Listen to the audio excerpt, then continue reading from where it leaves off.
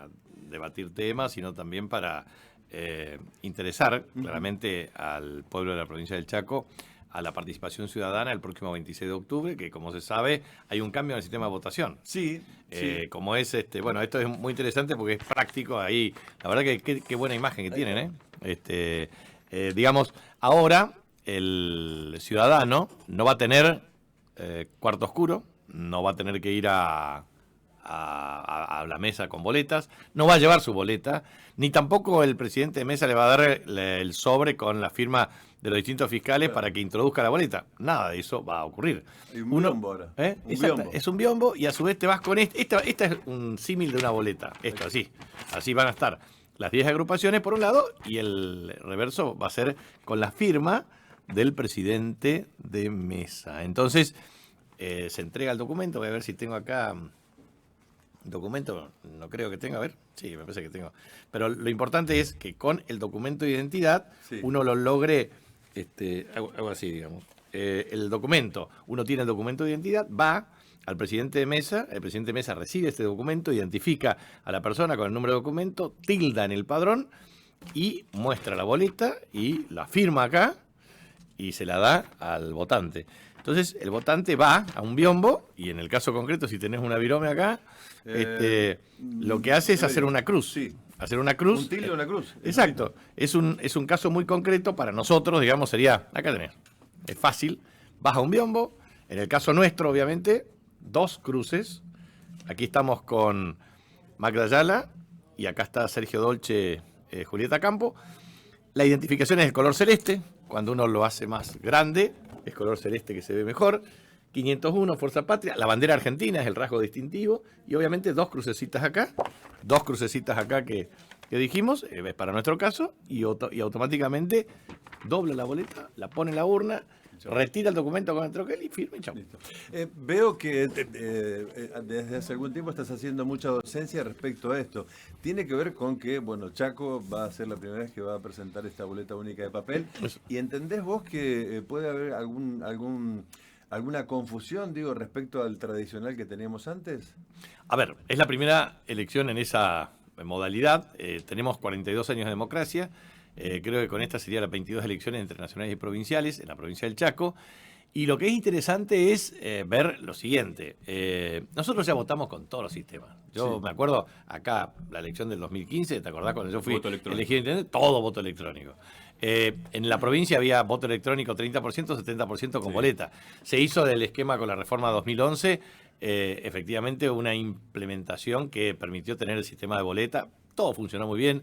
La verdad que el sistema electoral ha funcionado muy bien en la República Argentina. Tal es así que tuviste 10 presidentes, 6 del mismo signo político y 4 de distintos signos políticos. Y nadie reclamó respecto al tema del resultado electoral. Entonces, me parece que es un tema que ha funcionado. Ahora, con respecto al tema de boleta única, ¿dónde son las experiencias que uno puede tomar evidencia? En Córdoba, Santa Fe y Mendoza. Y dentro de ese esquema, Juan Manuel Pedrini, que ha investigado este tema, me dice que la primera elección en Santa Fe tuvo 8% de impugnaciones por algunos errores, etcétera. Pero después la gente participa en la misma proporción relativa. Lo que también hay que explicarle a todo votante es que no tenga miedo. Viste que cuando dice, no, me voy a batatar, me pongo nervioso, etc. No tenga miedo. Usted va. Tenés tiempo. Tenés el tiempo tuyo. Claro, tenés el tiempo tuyo y aparte agarrá, no tenés algún problema, te vas al presidente de mesa, están los fiscales, está el fiscal general, todo te pueden enseñar. Pero incluso se incorpora esto de si vos sentís que te equivocaste, porque bueno, porque te pusiste nervioso, le pedís que te la anula y te da otra boleta para que votes. Así es. La verdad que es un sistema, aparte, viste que te dice, no, a ver que hay que cuidar qué bolígrafo te dan. ¿No? Te dan un bolígrafo que es perfecto, que no es o sea, no se borra. Indeleble. No es indeleble, claro. Esa era la primera característica, pero inclusive no descartaron la posibilidad de que uno mismo pueda llevar su virome. Coincide, Capitanich, porque una de las cuestiones que se resalta ahora que se pone en práctica, pero en la provincia del Chaco en algún momento se discutió la posibilidad de implementar, ¿no?, la boleta única de papel, teniendo en cuenta las buenas referencias. Y una de las características que se resalta es la transparencia de este nuevo sistema. ¿Coincide? Mira, vamos a probarlo. Yo te digo lo siguiente. Primero, hay un ahorro para cada uno de los partidos políticos respecto a la impresión de boletas. Ahorro en la logística y distribución de la boleta. Tercero, efectivamente puede ser en el voto con la otra boleta, se puede dar a práctica. Y yo no digo porque pareciera ser de que, viste, cuando te quieren echar la culpa, siempre nos echan la culpa a nosotros, pero los otros son muy complicados también en términos de, por ejemplo, voto cadena o algún tipo de prácticas que pueden asociarse a trampa política. Pero la verdad es que objetivamente este sistema pareciera que es invulnerable a temas que... A ver, es el típico caso de voto vulnerable con canje de mercadería u otros bienes, digamos. También no hay ningún nivel de certeza respecto a este tema. O sea que yo creo que tiende a facilitar la transparencia. Efectivamente, los niveles de fiscalización disminuyen sustancialmente. Es mucho más dinámico. Mucho más dinámico, es mucho más práctico. No hay robo de boletas. Bueno, Exacto, un montón no hay de robo de prácticas. boleta, que no es menor eso. No es menor. Por eso te digo, un montón de prácticas que antes, bueno, se denunciaban Mirá, en plena la elección. verdad, si esto funciona bien, como ya lo ha demostrado en otros lugares, me parece que puede funcionar. Yo le tengo siempre mis reservas con el tema voto electrónico por lo que significa alteración del sistema informático. Pero si no, el sistema electrónico también es bueno. Coqui, ahí es una pregunta obviamente que tiene que ver con lo que pasa en la política en la República Argentina. Hay una descomposición en la política a partir de, uno va 2 o 3 años para atrás respecto a que los partidos mayoritarios, el Partido Justicialista, la Unión Cívica Radical, han permitido, con sus acciones que, un outsider, una persona que era de afuera, que era ajena a la política, como comúnmente la conocemos, pudiera llegar a la presidencia. ¿En qué creen ustedes, y te lo digo como dirigente político, en qué momento perdieron el rumbo respecto a la agenda en común que necesitaba la República Argentina en aquel momento y que ustedes, como partido, de hecho terminaron perdiendo elecciones, no la pudieron interpretar? Bueno, voy a hacer una explicación genérica. Dale. Primero, desde 1810 en adelante siempre existieron dos polos antagónicos en la política argentina. Sí. Esa vertebración de los dos polos antagónicos se dieron a través de dos vectores distintos. Un vector sociopolítico, cultural y un vector socioeconómico. El vector socioeconómico era liderado siempre por nosotros, desde el peronismo. Y el sociopolítico-cultural son valores tradicionales, pergeñados desde la oligarquía terrateniente hasta los partidos políticos del sistema. Muy bien. ¿Eso qué significó? Que tuviste saavedristas morenistas, tuviste unitarios federales, tuviste liberales conservadores, tuviste radicales peronistas, tuviste peronistas antiperonistas, y esto muy importante, desde Guillermo Donner hasta Marcelo Cavarossi en Autoritarismo y Democracia, determina claramente que las expresiones UCR del pueblo, UCR intransigente, que fue el desarrollismo de Frondizi, y los liberales, se alternaron para la proscripción peronista, digamos. Entonces, yo creo que eso es un tema importante. Desde 1955, la proscripción del peronismo por 18 años generó también un esquema de antagonismo entre peronismo y antiperonismo. Después, ese antagonismo se tradujo en lo que se podía denominar peronismo, no peronismo. Y ahora yo advierto que esto se traduce en coaliciones opositoras dinámicas y flexibles. O sea, ¿existen los polos? Sí. Por ejemplo, Milei. Milei es la característica más clara, o sea, de diputado nacional y estandapero pasó a ser presidente de la República. Sí. Sin formación política sólida, sin equipo, sin intendentes, sin gobernadores, sin estructura partidaria, sin equipos para conducir, con 7 senadores que después pasaron a ser 6, con 38 diputados nacionales con minoría. Pero la verdad, hay que decir que ha sido exitosísimo el tipo, porque tuvo la ley bases, con la anuencia de todos los gobernadores que no eran de nuestro espacio y de los otros partidos políticos que lo apoyaron, para el uso de las facultades delegadas del artículo 76 de la Constitución Nacional. Después, Constitución, artículo 99, inciso 3 de la Constitución. Vos podés tener decreto de necesidad de urgencia de manera excepcional, salvo en sistema electoral, en partidos políticos, en materia penal y en materia tributaria. Este tipo, al tener bloqueo por la ley bicameral de la ley 26.122, efectivamente ha convalidado el 70-2023, que le permitió hacer 80 leyes derogadas, 56 reformadas, etcétera, etcétera. Con lo cual digo, es un tema importante que es un presidente que sin experiencia, sin formación política, sin partido, sin senadores, sin diputados, sin intendentes, sin gobernadores, sin programa, sin equipo, tuvo facultad de delegada, decreto de necesidad de urgencia y gobernó 2 años sin presupuesto, porque el primero por lo que es la ley complementaria de presupuesto y segundo por el artículo 27 de la ley 24.156 de administración financiera. Con lo cual se le agotó el crédito. Bueno, ¿cuánto de responsabilidad de ustedes Sí, de los tradicionales partidos? Por eso, ahora viene la explicación. A ver. En 10 elecciones presidenciales, 6 fueron de nuestro espacio. Menem, Sí. después Kirchner con Cristina y Alberto Fernández. Sí. Muy bien. 3 leyes de hierro hay en la política argentina que se fueron superando con el tiempo. La primera ley de hierro decía que en elecciones libres, democráticas y sin proscripciones siempre ganaba el peronismo. El 30 de octubre del año 1983 ganó Alfonsín con el 52% de los votos. Chau, tachamos la primera ley de hierro. La segunda ley de hierro es la ley que decía que en elecciones libres, democráticas, transparentes y sin proscripciones, la derecha no podía ganar una elección. La ganó Macri. Y la ganó Milei. Son las dos. ¿Cuál es la tercera ley de hierro? Es que son reelegidos en forma inmediata, cosa que no ocurrió. Macri no fue reelegido. Bueno, muy bien. Entonces, ¿eso qué quiere decir? Que los polos políticos antagónicos están. Segundo, que la vertebración del componente sociopolítico-cultural está y el socioeconómico está. Entonces, desde esa perspectiva, nosotros tuvimos, primero, Menem ganó con el 47% la primera vez y después gana con el 49% la segunda vez, pero aplica un modelo de base neoliberal. El caso de Néstor y de Cristina aplican un modelo opuesto. Y en ese contexto hay un tema central, que las alianzas policlasistas del peronismo fueron múltiples. Entonces tuviste desgajamiento por izquierda o por derecha, según la bifurcación del vector socioeconómico que dio dimensión al peronismo. Entonces, ¿qué pasó con Alberto Fernández? Bueno, Alberto Fernández tuvo 3 problemas. Primero, pandemia. Segundo, guerra Ucrania-Rusia, 24 de febrero del año 2022, que exacerbó los precios de ciertos commodities y principalmente energía siendo deficitario. Y tercero, tuvo sequía severa. Cuando vos mirás el panorama argentino, las liquidaciones de divisas pueden ser lo menos mínimo, minimorum, 19.000 millones de dólares. O 40.000 millones de dólares. Siempre oscila entre 25, 30, 37.000 millones de dólares.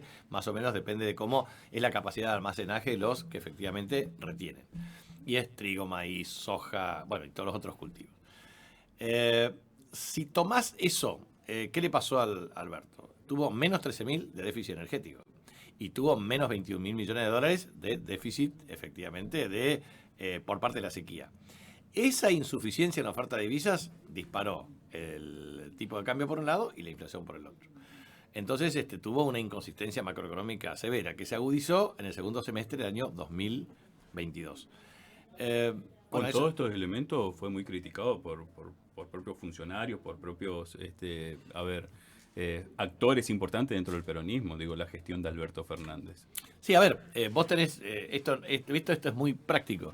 ¿Qué le pasa ahora a Milei y que no puede resolver? Primero, se fumó 85.000 millones de dólares y esto a través de distintas operatorias de financiamiento o que no acumuló en dólares. Y esto hoy lo está pagando muy caro, porque claramente la percepción de mercado es que tiene que arbitrar con devaluación. La devaluación es pass-through, se va a precios, ya el índice de precios es 2,4%, no considerando el cambio metodológico del INDEC, que sería mayor si no, de manera tal de que su principal activo era bajar la inflación. Pero la verdad es que bajó y sigue subiendo y va a devaluar, con lo cual tiene un serio problema porque no acumuló reservas. ¿Va a devaluar? Va a devaluar. Y está devaluando el mercado, de hecho, y ya tenés una brecha de más del 10% respecto a CCL o MEP, por una razón muy sencilla, porque efectivamente la percepción de todos es que si vos querés dolarizar la economía en la Argentina, tenés 15.000 millones de dólares de circulante monetario, 30.000 valor agregado, pasivos monetarios de mayor expansión relativa, o 130.000 si tomás todo en pesos. Bueno, ahí es un problema serio porque la gente que tiene depósitos en plazo fijo dice, me vence, paso en dólares. ¿Por qué? Porque la percepción es que el tipo de cambio, por ejemplo, dólar al futuro es ya 1.606 o puede ser 1.660, etcétera, etcétera, a diciembre. Entonces, el tipo dice, si en diciembre va a estar esto, lo compro ahora, claro. Ya. Entonces están adelantando los mecanismos de compra. ¿Y qué pensás de las bandas? Para mí el modelo está absolutamente agotado. Yo lo vengo diciendo desde bastante tiempo atrás y la verdad que lo que dije es, esto es un régimen político en descomposición que va a obligar a un nuevo sistema de alianzas que efectivamente tiene serios problemas de gobernabilidad en los próximos 2 años, porque va a poder gobernar con el núcleo duro solamente y con eso no alcanza. Segundo, tiene un problema serio de agravamiento y agudización de las inconsistencias macro y micro del mismo modelo. Y tercero, tiene la impaciencia social en aumento. Hasta ahora, este muchacho con la fuerza del cielo tuvo mucha suerte. Tuvo 2 cosechas espectaculares y va a tener una tercera. Segundo, tuvo la reversión del déficit energético en superávit energético. La verdad, una fuerza del cielo que lo aplaudieron y lo apoyaron. Y tercero, efectivamente, todo, porque esto es el tema de Dios, ¿viste? Cuando te da todo y te dice, che, con toda la ayuda que te di, mirá lo que hiciste. Entonces, ahora jodete. Entonces, yo creo que el tema central, me parece a mí, es que él tiene un problema, no acumuló reservas. Y yo te doy esto porque es un tema importante en términos académicos. Fundación Mediterránea hizo un estudio del volumen total de reservas en términos de Producto Interno Bruto desde 1913 al año 2013, 100 años. Y después lo podés actualizar para atrás o para adelante. ¿Sabés cuánto es el mejor momento de acumulación de reservas en términos de Producto Interno Bruto para la Argentina? En la década de 1920, llegamos a 28% del PBI. Después, bueno, tuvimos promedio 10, 15, etc. Hoy Brasil tiene 15% del PIB. ¿Y cuál es el problema nuestro? Que tenemos reservas líquidas negativas. Entonces, cuando vos tenés un problema de un régimen bimonetario, si vos no tenés una política contracíclica en materia de reservas, o sea, tenés que, o sea, así como vos querés hacer una política fiscal, diga, bueno, a ver, tu ancla fiscal, que se dice, o un ancla cambiaria, bueno, tenés que tener ancla en reservas, porque si vos no tenés capacidad para absorber shocks de carácter externo. Entonces, lo que pasa con la economía argentina, objetivamente, es que hoy, cuando tenía que acumular reservas, no acumuló. ¿Cuánto debería haber acumulado como mínimo? 25.000 millones de dólares. No lo acumuló. Entonces, ¿pero tuvo predisposición? Sí, fíjate vos. Le metió 118% de evaluación. Le hizo un crawling peg de 2% mensual. 80% en el mercado único libre de cambios y 20% blend para corregir las diferencias entre dólar financiero y dólar oficial. Bien, todo eso fue convergiendo a más de 20.000, cerca de 22.000 millones de dólares de superávit en cuenta corriente. Primero, ¿le falló eso? ¿Qué hizo? Le metió el tema de 23.000 millones de dólares más de liquidación por el tema de blanqueo de capitales. ¿Le falló eso? Le metió 20.000 millones de dólares en un paquete con el Fondo Monetario Internacional. ¿Le falló eso? Le mete con Scott Bessent en Estados Unidos con el tema del Tesoro. Pero la verdad, mientras tanto, ¿sabe qué? De esto capturó 38-40% de los 7.000 millones de dólares de las cerealeras, con lo cual genera un malestar con todo, porque le metió, fíjate vos, todos los desfasajes que hizo, esto de limpieza de la hoja del balance central, toda una burrada, lo que hizo del LEFI, el CAP, los pasivos remunerados, el 53% de encajes, este aumento descomunal de las tasas de interés, y esto todo originó un problema serio de mala praxis en el equipo económico. Entonces, se nota claramente una improvisación y lo que está en un cuadro recesivo fuerte en determinados sectores. O sea, vos lo que ves es algunos, muy pocos, que tienen más plata, le va muy bien, pero a la gente le va muy mal. Ahora, ¿qué va a pasar en lo inmediato, Capitanich? No en diciembre, el 27 de octubre, porque hay 2 escenarios posibles, ¿no? Victoria del oficialismo o derrota del oficialismo. ¿Y cómo se va a comportar el mercado ante estas opciones? Mirá, yo vengo diciendo hace 15 meses que el gobierno, por un índice que nosotros elaboramos con el equipo de índice de riesgo político, de que efectivamente puedes tener 42% de máxima, 36% de mínima, en materia del oficialismo. Entonces, para que en vos 42 se asegura el tercio. En 42 sí, se asegura el es tercio. un sistema protectivo. O sea, no diputados. logra tener 129 diputados ni logra tener 37 senadores. O sea, ese es el tema clave. No cambia, 80 y pico de diputados. Sí. Claro, no cambia sustancialmente la capacidad de intervención en el mercado. Ahora, si vos tomás 42 años de democracia en la Argentina, el mejor resultado legislativo intermedio fue el 3 de noviembre de 1985, Raúl Ricardo Alfonsín. Sacó 43,29%. ¿Por qué? 4 temas. Juicio a las juntas, incipiente democracia y credibilidad, acuerdo por el canal de Beagle y plan austral. Bajó la inflación del 30 al 2% entre el 14 de junio al 3 de noviembre. Con lo cual, digo, eso fue el máximo nivel de apoyo contundente en un sistema bipartidista clásico, PJ-UCR. Segundo tema. Néstor Kirchner o Menem llegaron a 40%, 40-42% en elecciones intermedias. Y tercero, Cristina, en las 2 oportunidades, 33%. Alberto Fernández, 33%. O sea, nosotros, siendo oficialistas, tuvimos elecciones legislativas malas. Malas. Ahora, en elecciones legislativas, si nosotros tenemos que hacer una proyección ahora y sacamos 38 o 39%, es la mejor elección legislativa de la historia de los últimos 42 años. Y la verdad es que Milei, si saca 36 o 34%, no es una mala elección para él. digamos, primero porque los resultados no son buenos, segundo porque efectivamente logra consolidar una fuerza con capacidad de bloqueo del tercio. Entonces, ¿Ustedes están dispuestos a ayudar? Digo, porque siempre se lo tilda al peronismo de cuanto peor, mejor para ustedes. ¿Están dispuestos a ayudar desde el Congreso? mirá, nosotros creemos que el modelo económico es absolutamente inviable. De manera tal de que nosotros lo que consideramos es, primero, que tiene que cambiar el modelo económico. La segunda cuestión, hay cuestiones institucionales que se pueden resolver de común acuerdo, pero con garantías. Por ejemplo, una reforma en el Poder Judicial me parece que es necesario. Yo, por ejemplo, yo digo, hay que hacer declaración jurada patrimonial, declaración jurada impositiva, declaración de rendición de cuentas, fiscales y jueces de todas las causas que tienen y cuál es el grado de eficacia relativa, concurso de antecedentes de oposición, 5 años de mandato y 5 años renovable por un sistema transparente y eventualmente con un sistema progresivo para elecciones populares. 6 puntos. Para mí eso es una reforma. Y hay que hacer una reforma en la Corte, como propusimos nosotros, una Corte federal. La Corte federal es 24 miembros. ¿No tenés 24? Bueno, 15. O si no, 9, pero no podés tener 3 miembros de la Corte. O sea, fíjate vos, caso experto. La verdad, la Corte venía planchado del caso hace 4 años, de 3, 4 años de extradición y no lo resuelve. La verdad, eso es una vergüenza.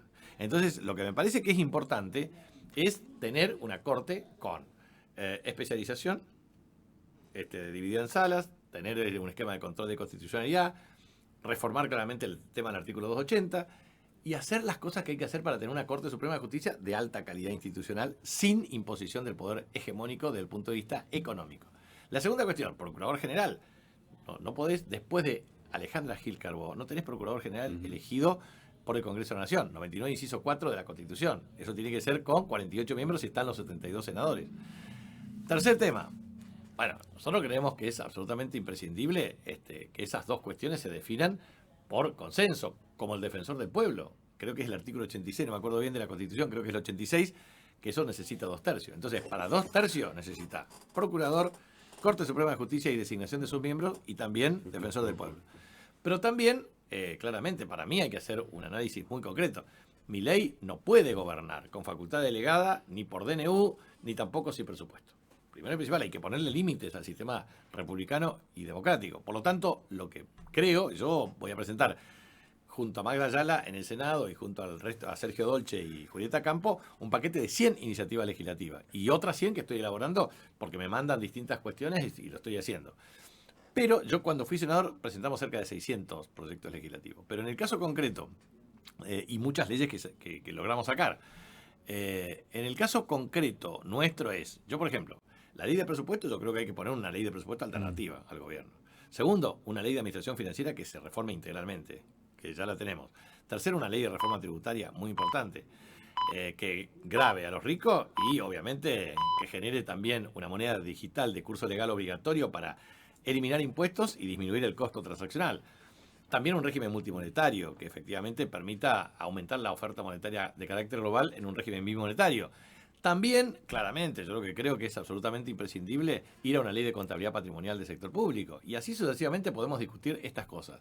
Pero lo que me parece clave es que, bueno, se puede llegar a ciertos acuerdos de carácter político, económico, institucional. Se deben. Se deben. Y yo creo que hay muchas cosas. Yo lo he escrito en ese sentido en mi tesis, digamos, porque yo veo que el problema de cooperación y no cooperación se tiene que resolver conforme a determinados parámetros. En la Argentina hay muchas coincidencias. Por ejemplo, primero, nadie está avalando un sistema comunista o colectivista en donde se instaure la dictadura del proletariado. La verdad que nadie discute eso. Segundo, nadie se discute la nacionalización de todos los medios de producción, salvo de determinadas expresiones mínimas. Nadie discute que la iniciativa privada es muy importante, pero lo que sí se discute en la Argentina es el rol del Estado. Para el topo del Estado que dice ser Milei y la destrucción del Estado, me parece que eso no es bueno para Argentina. Ahora, tampoco un Estado fofo, bobo o débil. O sea, un Estado que tenga capacidad regulatoria y que genere mecanismos que permitan garantizar crecimiento sostenible de la economía. Desde lo político, Capitanich, hay fuertes críticas para los gobernadores que acompañan la propuesta de Javier Milei a nivel nacional. Y se destaca un poco este bloque de Provincias Unidas. Pero sin embargo hablábamos con un periodista semanas atrás donde nos remarcaba que las provincias gobernadas por peronismo no se encuentran unidas. Hoy, como de cara justamente, entendiendo cómo fue Fuerza Patria de cara a octubre, ¿se viene trabajando también con los mandatarios peronistas? Sí, a ver, creo que se unificó personería respecto al tema de Fuerza Patria, pero efectivamente las actitudes fueron diferentes en los siguientes gobernadores. O sea, Axel Kicillof mantuvo una propuesta opositora firme, Quintela también, Giroto también en La Pampa, también creo lo mismo Zamora, Gildo, que son 5 que más o menos se mantuvieron claramente con autonomía política. Ahora, efectivamente, lo de Jaldo fue bastante distinto, pero ahora está encuadrado claramente en un eje opositor. También Jalil de Catamarca, o lo mismo que uno... Bueno, también el gobernador de Tierra del Fuego ha sido también Melella muy condescendiente, digamos, con un factor de oposición. Ahí tenés cerca de 6. Con 6 más 3, Salta, que tuvo bastante más... Chichonea un poco, pero... Sí, que ahí está en este esquema, pero, o sea, más o menos deberíamos tener un esquema de alineamiento de 24 jurisdicciones, por lo menos 10 ordenadas políticamente. Yo creo que por lo menos eso es lo que se va a observar. En el caso de los senadores, efectivamente, renuevan senadores Río Negro, Neuquén, Santiago del Estero, Tierra del Fuego, Salta, Ciudad Autónoma de Buenos Aires, Chaco y Entre Ríos. Creemos nosotros que de 34 senadores de Unión por la Patria, efectivamente, depende de cómo contabilices uno, puede ser renovación de 14 o 15. Y la verdad, un mínimo de 8 y un máximo de 12. Eso es perfectamente factible y eso depende del resultado. Muchas veces hemos hablado contigo sobre bueno lo que la política argentina y lo que la forma de la democracia nos entrega. Digo, ¿el sistema presidencialista está agotado o está pasando por una crisis? ¿Estamos en condiciones de pasar a otro sistema? Bueno, yo creo que es necesario poner en el tapete la discusión sobre una reforma constitucional. Y la reforma constitucional para mí tiene 3 ejes clave. Poder Ejecutivo, Poder Legislativo, Poder Judicial. Poder Judicial, lo que dije antes, digamos. Yo creo que hay que hacer una reforma integral de la justicia, desde la Corte Suprema de Justicia hasta el Ministerio Público Fiscal, hasta la discusión respecto a la viabilidad de un Consejo de la Magistratura y hasta el sistema de selección de jueces y hasta la elección popular de jueces y fiscales. Con lo cual digo, me parece que eso tiene que ver con códigos de fondo y con códigos de forma y con un sistema federal que funcione adecuadamente. La segunda cuestión que me parece importante es la reforma del Poder Legislativo. La verdad que el sistema es bicameral, senadores y diputados, pero podríamos converger efectivamente a un sistema unicameral, pero con distintos criterios de representación. 60 diputados representando a las provincias y 60 diputados a la nación, corrigiendo los problemas de asimetría del colegio electoral, en los problemas de sobre y subrepresentación para que el federalismo sea vigente. Eso me parece importante porque el colegio electoral en realidad modificó sustancialmente las capacidades de quienes pueden ser líderes de gobierno a nivel nacional. En realidad, los porteños, porque son los que tienen más visibilidad. Entonces, en este sentido hay que corregir los problemas de representación. Eso significa, digamos, mejorar el tema de circunscripciones uninominales conjuntamente con la representación popular y de provincias. Y la otra cuestión, sí, el Poder Ejecutivo me parece que merece, por lo menos, no hay ningún sistema perfecto. Todos los sistemas tienden a ser imperfectos porque resuelven algunos problemas y no otros. Pero, por ejemplo, yo creo que... Pero tener una dinámica diferente, si no todo recae sobre una persona que es, bueno... es vulnerable. Exactamente. Exacto. A ver, yo en ese sentido creo que habría que instaurar un sistema, un régimen semipresidencial. Con un presidente que pueda efectivamente tener el monopolio de las relaciones exteriores, defensa, etcétera, etcétera, una serie de cuestiones que se pueden discutir en más o en menos, y un jefe de gabinete o primer ministro cuyo rango, efectivamente, con una asamblea popular, sea la capacidad de articular coaliciones de gobierno. ¿Qué papel juega el vice? Vicepresidente no, bueno, o vicegobernador. No, es que ahí, habría que darle mayor claro, institucionalidad. ahí yo tengo mis dudas respecto a que uno pueda elegir en la fórmula.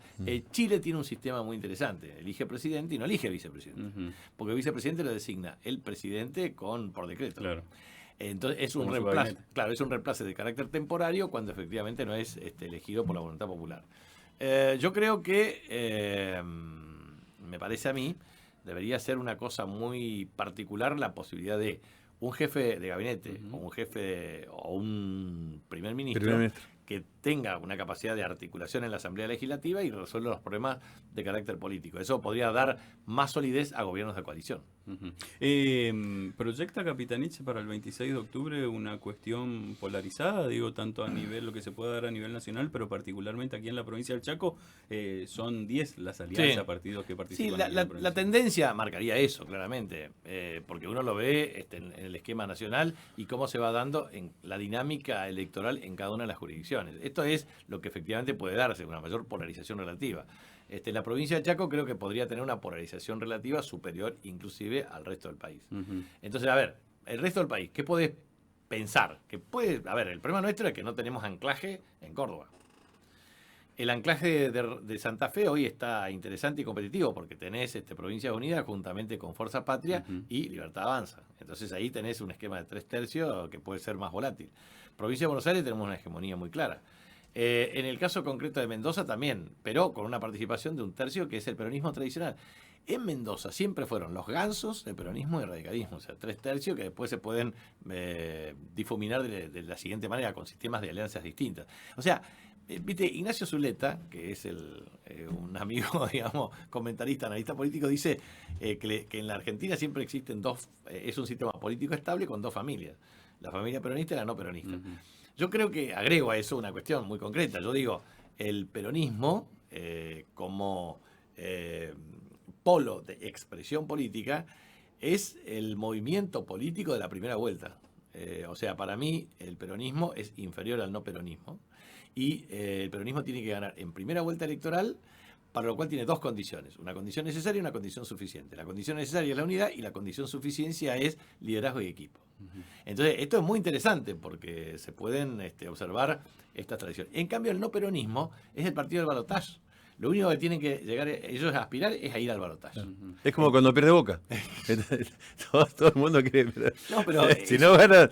Pero entonces, a ver, la habilidad que tienen ellos es dividirnos a nosotros. Y eso es de manual lo que están haciendo. Bueno, están circulando, dicen, me contaba un colega periodista que tiene muy buena llegada al Senado, están circulando en los pasillos muchas encuestas que dan cuenta que las 10 provincias del norte, bueno, en caso de Fuerza Patria se van a imponer más los partidos locales y que la Libertad Avanza puede terminar segundo y tercero. Si uno suma, que no digo se van a repetir los 13 puntos de Buenos Aires, pero digo, se puede repetir una elección parecida, digo, alcanza lo de Buenos Aires, alcanza con las 10 provincias como para, bueno, tener un músculo legislativo mucho más fuerte. Sí.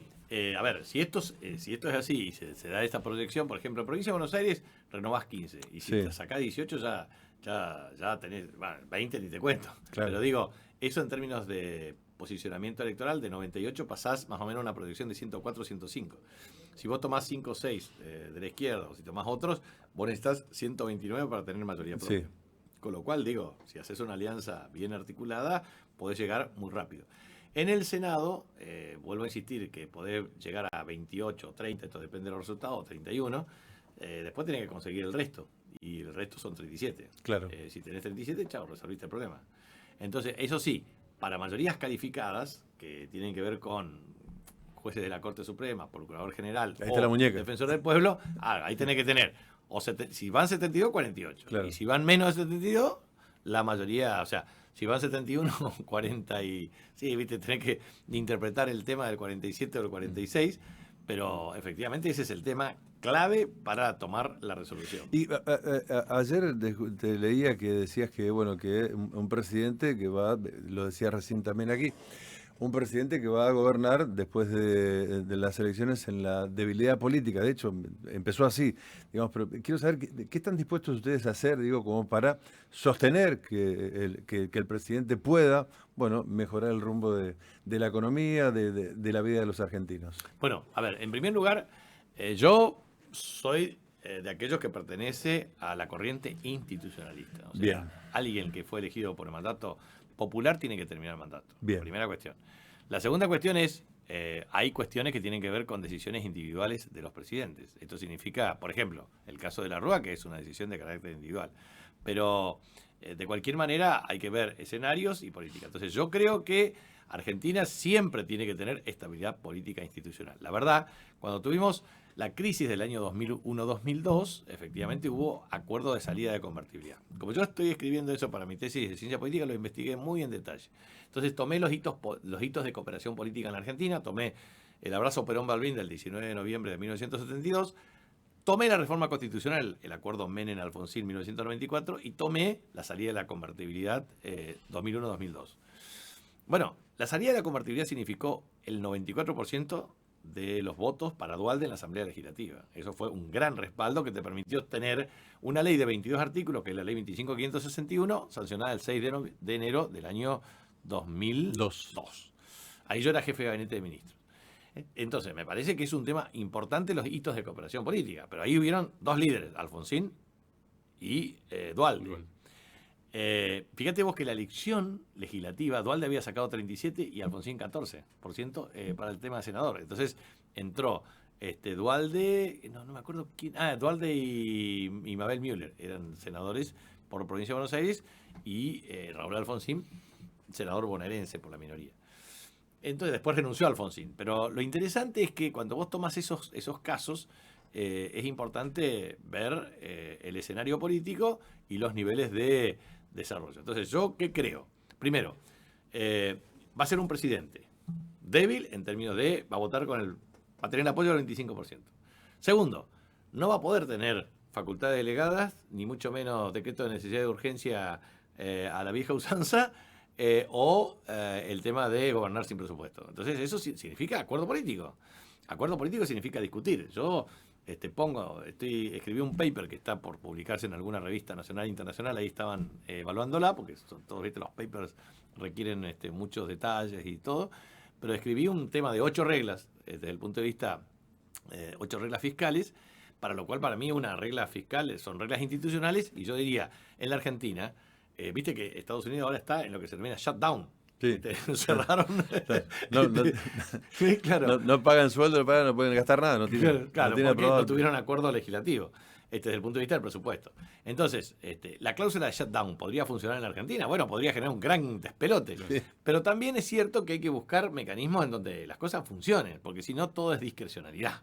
Entonces, me parece que ese es un gran aporte y soporte que deberíamos trabajar todos en materia de consenso. Y hay que discutirlo, porque la verdad es la única manera de resolverlo. Entonces, me parece que va a ser presidente débil, sin facultades omnímodas y con la necesaria capacidad de negociación. Ahora, si él no tiene interlocutores válidos y si él no quiere negociar, bueno, va a tener dificultades de ejecución. A eso quería llegar. ¿Entiende que hoy Javier Milei tiene interlocutores válidos? No sé, dentro del gabinete está Guillermo Franco, el Senado está Villarroel, con quien está distanciado también, ¿no? Su vicepresidente. Ellos se encargan claramente, ellos se encargan de quebrar todos los puentes habido y por haber. Pero convengamos que han sido extremadamente habilidosos para sobrevivir estos 2 años. Entonces, para llegar y sobrevivir. ¿Van a tener capacidad de bloqueo? Depende claramente del resultado electoral.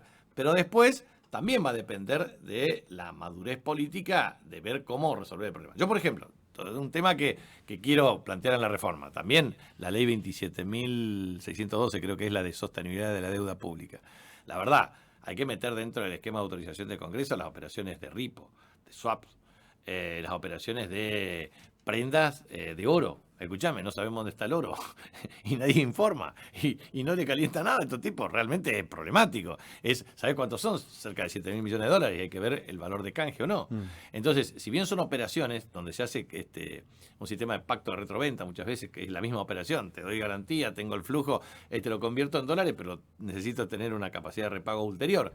Pero bueno, tenés que tener estas cosas perfectamente ordenadas. Entonces no podés endeudarte con el Fondo Monetario Internacional. ¿Sabés cuál es el cupo? ¿En cuánto se sobrepasó el cupo del Fondo Monetario Internacional con Argentina? En 1.300%. ¿Sabés cuánto le podría prestar el Fondo Monetario a Argentina? 20.000 millones de dólares. ¿Sabés cuánto le prestó? Ahora ya con los últimos desembolsos que se van a acreditar, 65.000 millones de dólares. ¿Sabés lo que significa? Son 2 proyecciones distintas. No dominamos el mundo porque no queremos. Mirá que no dominamos porque no queremos. No, pero escúchame. Pero aparte, la verdad, si esa plata te vienen 65.000 millones de dólares para hacer obras públicas, para hacer rutas, para hacer pavimento, para hacer vivienda, para hacer escuela, para hacer hospitales, eso muy bien. Ahora, Esos 65.000 millones de dólares te lo estás rifando con los fondos de inversión que vienen y especulan con el carry trade. Entonces, no, viejo, eso no, porque estás empobreciendo al pueblo y estás destruyendo la credibilidad y la confianza en la Argentina. Entonces, bueno, esas son las cuestiones que para mí requieren una discusión muy fuerte. Y por eso, a contrario censo de lo que se advierte en la atmósfera política chaqueña, no necesitas tipos desconocidos. Necesitas gente bien formada, con experiencia y con coraje para defender los intereses del Chaco y de la Argentina, porque este es el otro problema. Te puedes imaginar que el tipo que recién va a aprender cómo se discuten estas cosas en el Congreso. Si vos vas a discutir, mirá si tenés que discutir ley de presupuesto, después una ley de reforma tributaria, tenés que discutir la ley de administración financiera, después la ley de sostenibilidad de la deuda pública, la ley de contabilidad patrimonial. Eso no es para cualquiera, tenés que tener expertise, conocer, haber estudiado los problemas. Entonces voy a decir, no, pero tengo asesores. ¿Sabe qué? Ningún asesor puede igualarte cuando uno estudia los temas en detalle. Esta es la verdad de la historia. Entonces, me parece que nosotros con Magda en el Senado creo que vamos a representar muy bien al Chaco. La última, la mía por lo menos. Sí, es un desafío, Capitanich, esto de poder avanzar en cuanto a una mayor participación del electorado. Digo, a usted que le gusta el tema de las estadísticas y teniendo en cuenta los antecedentes cercanos de este año, ¿no?, en cuestiones electorales. Sí, en los últimos 42 años de democracia en la provincia del Chaco, la menor participación fue el 11 de mayo, 52%. La mayor participación, 2013, 80%. El rango promedio, yo la verdad es que ahí no hice el rango promedio entre gobernador y legislativo, pero más o menos el rango promedio de Chaco fue cerca del 73 al 74%, rango medio. La verdad que te diría, si ojo de buen cubero, más o menos se dio eso. Por lo tanto, me parece que yo... La verdad, estoy diciendo algo que solamente se va a corroborar en el mismo momento de la votación. Pero estimo que por las cuestiones nacionales, por lo que está en juego, me parece que la participación va a estar en torno a 64, 68%, 66%, ahí, depende. ¿Promedio nacional o acá en la provincia? En la provincia hay un promedio nacional, yo creo que va a ser más o menos así. Pero bueno, eso, la verdad que yo estoy diciendo una cosa que no puedo certificar empíricamente hasta el momento de la votación. Simplemente yo digo, yo lo único que hago son distintas estadísticas, promedios, tendencias y miradas desde el punto de vista de pronóstico. Pero como todo pronóstico, puede salir bien o puede salir mal. Bueno, ahora sí, última pregunta. Definime qué es Chaco para vos, ¿qué es el Chaco? Bueno, es mi tierra. Es el amor más profundo que tengo. O sea, yo claramente, uno cuando ha tenido la posibilidad de nacer en tu tierra, de criarte y de también tener oportunidades de desarrollar parte de tu experiencia laboral, profesional o intelectual en otros lugares del país y del mundo, lo que siempre tenés un apego muy profundo a la tierra. Y es el profundo amor que es, como siempre te digo, ¿viste? Una vez que vos...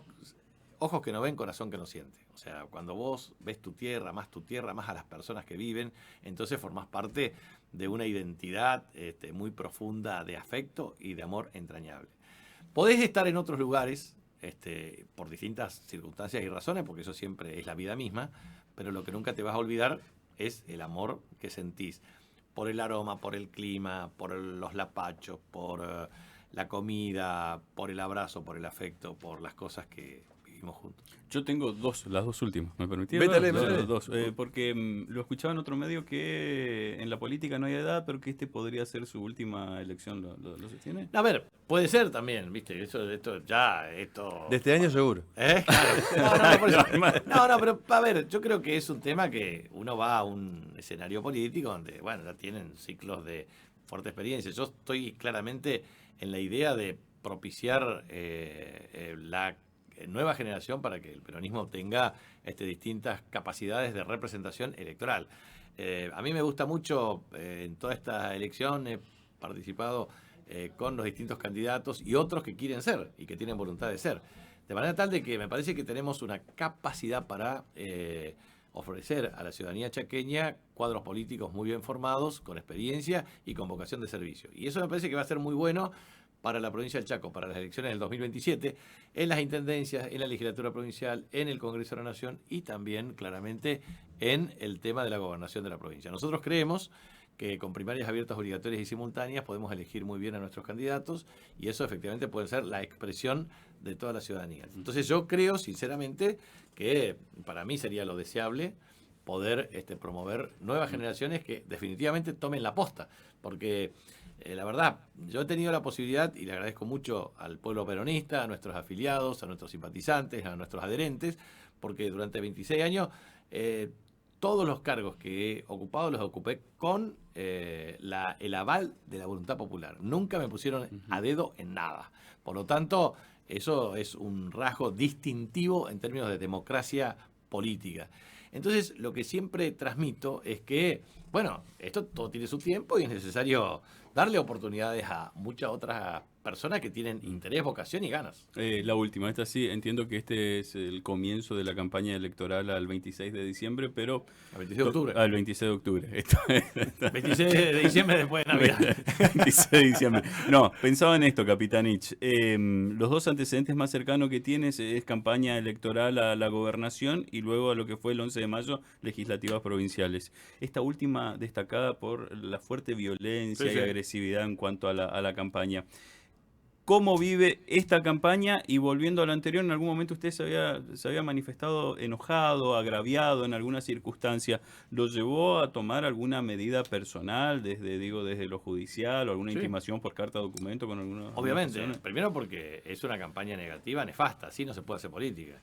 Y la otra cuestión, yo tuve dos campañas negativas, 2023 y 2025, el 11 de mayo, fuerte, dura, irrespetuosa. Pero bueno, ese es el método que tienen ciertas facciones de la política, que lo único que hacen es destruir la política. Eso es lo que quieren.